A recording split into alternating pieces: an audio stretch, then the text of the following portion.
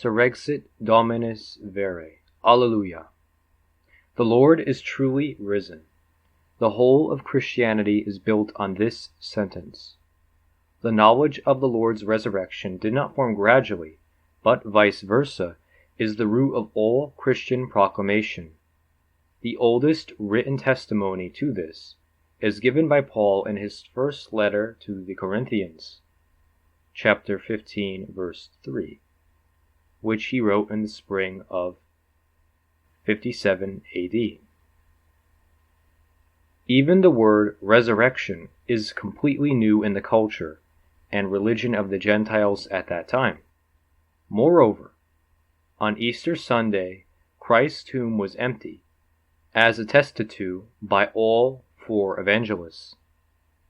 The exegetes of today, who call the resurrection a quote-unquote post-Easter insertion, are really to be denied any honesty. There were already more than 500 witnesses to the empty tomb at that time. 1 Corinthians chapter 15, verse 6. Let us now see the actual gospel of Easter Sunday. None of the evangelists describe the resurrection. How could they have? One can take seriously here the attempted illustration of Mel Gibson's movie, The Passion of the Christ. Isn't it logical that the resurrection of Christ was not some time-consuming and laborious process? How could it be, by God? The fact that the risen Christ sits there in the tomb for a short, very short time, before the angel rolls away the stone and the, now empty, burial shroud still collapses, that can't have been very much different. What an indescribably glorious feeling! Christ the man, never separated from God, always the second person of God, but no longer in laborious earthly life, much less in suffering or in death, sits for a moment resurrected, perfect, and endowed with all power in heaven and on earth, as the greatest triumphator of all time in this tomb, to go out into this world for another 40 days before he can take his place at the right hand of the Father. The feeling of happiness in this now perfected human nature must have been indescribable. Far from the stereotypical thought that he had the blessed God view anyway, and thus everything else was unimportant. God is infinitely more generous.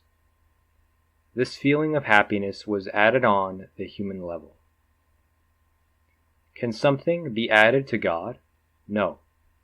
But the man Christ is really man, and so he also has a human soul.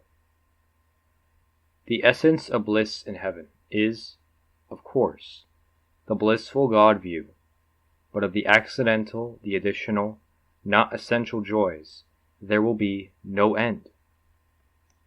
No person, no matter how happy, in the happiest moment of his life, can even begin to imagine what that feeling will be when the saved rise with their bodies on the last day.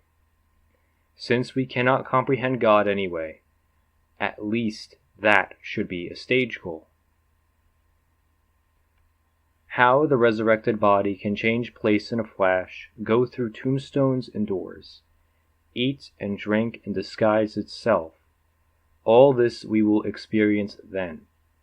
Here one can put up, at the most, a few theories. The only fact that remains for us at the moment is that he really rose from the dead, by his own power, and before the angel pushed the stone away. The resurrection Gospels are full of contradictions in the small details, but this is easily explained. First of all, a narrative in a Gospel does not mean that only what is described took place. If different women arrive at the tomb at different times, then just not only 3 women were there, but more. So what? If the times seem to contradict each other, then one must consider that the ancient man did not think in a mathematical series of 168, 7, 24 hours in the week, but rather, which is actually natural, based himself on the sun. Moreover, the Sabbath was measured generously, from sunset on Friday to sunrise on Sunday. However, on the evening of the Sabbath, that is, Saturday evening, around sunset, you could buy all sorts of things. Firstly, this was very useful for living in a time without an icebox. And secondly, no nibbage, good for business. So it happens that 3 women before sunrise, valde mane una sabbatorum, that is, very early on Sunday, approached the tomb to anoint the body of the Lord, according to tradition with the spices purchased the night before. Joseph of Arimathea and Nicodemus were no longer present. The body had to be taken away before sunset. On the 7th of April, even in the Holy Land, the sun does not set too late.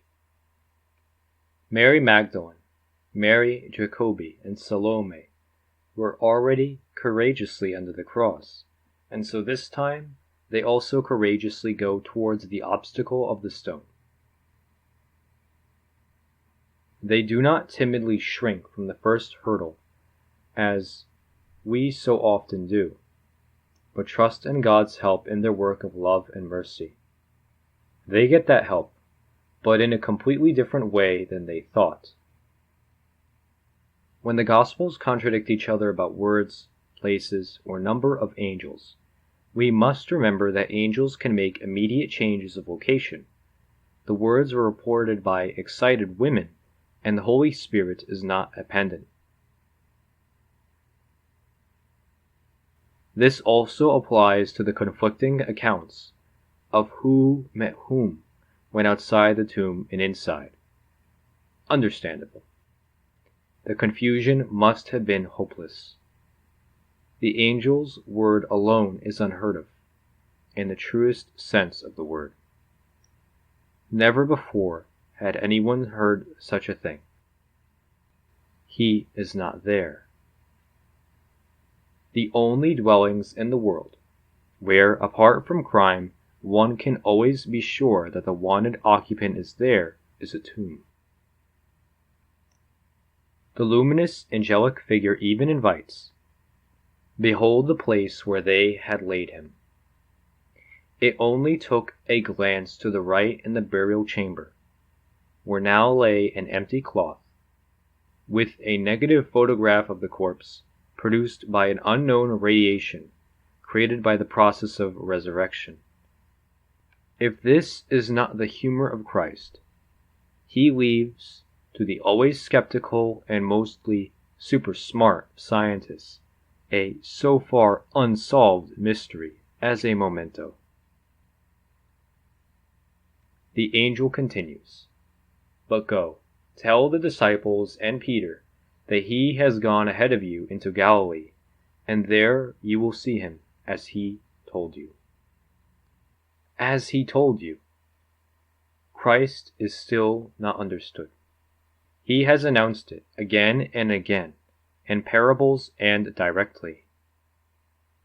He even rehearsed the miracle step by step, from the young man in name to Lazarus, who had already been exposed to the process of decay for 3 days. They had seen, or at least heard, all this, but unanimously their unbelief and incomprehension remains.